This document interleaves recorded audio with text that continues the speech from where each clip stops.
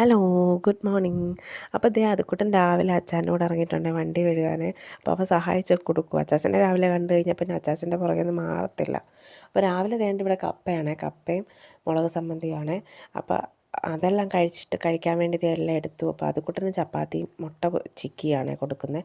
പിന്നെ അതെല്ലാം കഴിച്ചിട്ട് ഉച്ചക്കത്തേന് എന്തോ ഉണ്ടാക്കുന്നത് നോക്കിയപ്പം പയറിരിപ്പുണ്ട്.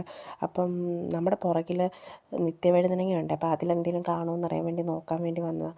അപ്പോൾ കുറച്ചൊക്കെ ഉള്ളൂ, വലുതായിട്ടൊന്നുമില്ല. മഴയാകുമ്പോഴത്തേനും കൂടുതലും കുറവാണ്, നിത്യവഴുതനങ്ങ കിട്ടത്തില്ല അങ്ങനെ അധികമൊന്നും, കുറച്ചൊക്കെ ഉള്ളൂ. പിന്നെ 5-6 കിട്ടി. അതും ഈ പയറും കൂടെ മെഴുക്കുവരട്ടി വെക്കാൻ അടിപൊളിയാണ്. അപ്പോൾ അതും എല്ലാം അരിഞ്ഞ് അതിൻ്റെ കൂട്ടത്തിൽ ഇട്ടിട്ട് പിന്നെ അതും ദേ അടുപ്പയിലെല്ലാം വെച്ചു. പിന്നെ ഇന്ന് മത്തങ്ങക്കറിയാണ് വെക്കുന്നത്. അപ്പോൾ അതും എല്ലാം അരിഞ്ഞ് ഉപ്പും മഞ്ഞളും എല്ലാം ചേർത്ത് അതും വേവിച്ചു. അതും എല്ലാം അരപ്പെല്ലാം ചേർത്ത് അതും കടുകെല്ലാം വറുത്തു. പിന്നെ അതിന് തേങ്ങ എല്ലാം വറുത്ത് ചേർക്കണമായിരുന്നു, അതും വറുത്ത് ചേർത്തു. പിന്നെ ദേ മത്തങ്ങക്കറി റെഡി ആയിട്ടുണ്ട്. മെഴുക്കുവരട്ടിക്കാണെങ്കിൽ എണ്ണയെല്ലാം ഒഴിച്ച് ദേ അതെല്ലാം പറ്റിച്ച് എല്ലാം നല്ലതായിട്ട് വഴറ്റി എല്ലാം എടുത്തിട്ടുണ്ട്.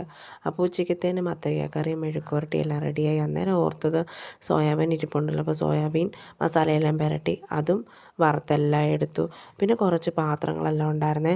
അപ്പോൾ ആ പാത്രങ്ങളെല്ലാം കുറേ എല്ലാം എല്ലാം മൊത്തം കഴുകി വെച്ചു. പിന്നെ അവിടെ എല്ലാം കുറച്ചെല്ലാം തേച്ച് കഴുകിയെല്ലാം തുടച്ചെല്ലാം വൃത്തിയാക്കി. പിന്നെ അതുക്കുട്ടനെയും കൊണ്ട് മുറ്റത്തിറങ്ങിയപ്പോഴത്തേനും പൂച്ച കണ്ട് പൂച്ചയുടെ പുറകെ ഓടി. പൂച്ച അവിടെ ചാടുന്നതും കളിക്കുന്നതും എല്ലാം കണ്ടുകൊണ്ട് അതിനെ നോക്കി നിൽക്കുമായിരുന്നു. പിന്നെ അവൻ്റെ കൂടെ അതുവഴിയെല്ലാം നടന്നു. പിന്നെ ഞങ്ങൾ പോയി എല്ലാം കുളിയെല്ലാം കഴിഞ്ഞു. അപ്പോൾ ഇന്നത്തെ വിശേഷങ്ങൾ ഇത്രയൊക്കെ ഉള്ളൂ. അപ്പോൾ ഓക്കെ, ബായ്.